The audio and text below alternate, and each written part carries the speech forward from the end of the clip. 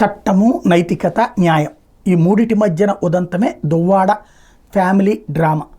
ఏదైతే దువ్వాడ భార్య కుమార్తె ఇప్పటికీ ఆ ఇల్లు వదిలేసి మాకు ఇచ్చేసేయాలంటూ ఉద్యమం చేస్తూనే ఉన్నారు. ఆ ఇంటి దగ్గర ఉన్నారు, వాళ్ళ ఇంటి దగ్గర. అదే సందర్భంలో పోలీస్ కేసులు ఇటు వాణి కుమార్తె మీదన, అటు దువ్వాడ పెట్టిన కేసు, అట్లాగే దువ్వాడ ఆ మాధురితో పాటుగా వాళ్ళ కుటుంబం మీద ఈమె పెట్టిన కేసు రెండూ కూడా రోడ్డెక్కి ఉన్నాయి.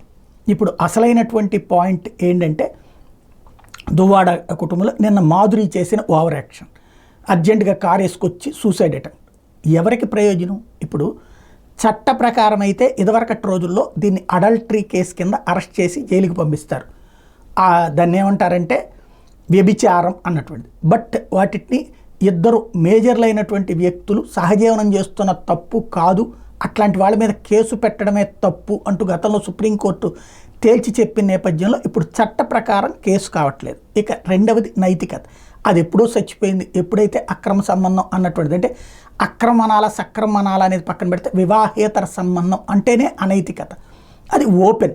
అలాంటి దాన్ని సమాజం దృష్టిలో సిగ్గుమాలిన పని చేసిన తర్వాత, రెండు కుటుంబాలు వీధిన పడ్డ తర్వాత, అటు ఇటు అందరి ముందు పార్టీల పరువు పోయింది, వ్యక్తుల పరువు పోయింది, అన్నీ పరువు పోయిన తర్వాత దాన్ని సమర్థించుకుంటూ ఉపన్యాసాలు ఇచ్చుకుంటూ సాగినటువంటిది రెండవ దరిద్రం. మూడవది వచ్చేటప్పటికి తాజాగా ఆత్మహత్యా ప్రయత్నం అంటూ దీంట్లో కారుతో ఢీకొనటం. ఏం సాధించింది దాంతో? హాస్పిటల్ పాలవుతుంది. అంటే పోలీసులు బెదిరించడానికి, ఏదైతే ఇప్పుడు ఈ వాణి వీళ్ళు పెట్టినటువంటి కేసు ఆధారంగా పోలీసులు బెదిరించడానికి ఆమె చేసినటువంటిది తరహా తప్పించి ఇంకేం లేదు. ఒకవేళ ఏదన్నా జరగరాని జరిగి మనిషి పోయి ఉంటే ఎవరు? ఆమె ఆడపిల్లల తల్లి, వాళ్ళ బతుకేమైపోతుంది?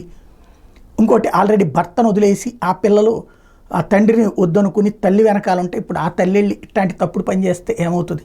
అదేదో వాళ్ళు క్షమాపణ చెప్తే ఆస్ట్రేలియా వదిలేస్తే వాళ్ళు ఎందుకు క్షమాపణ చెబుతారు? నువ్వు క్షమాపణ చెప్పి పోవాలి, నేను చేసింది పొరపాటు, అనవసరంగా మీ జీవితాల్లోకి అడుగు పెట్టానని. ఈవిడ అడుగు పెట్టకపోయి ఉంటే వాళ్ళ ఫ్యామిలీ అట్లాగే ఉండేది కదా. అది కామన్ సెన్స్తో ఆలోచించాల్సినటువంటి అంశం. అది లేకుండా పోతుంది ఇక్కడ.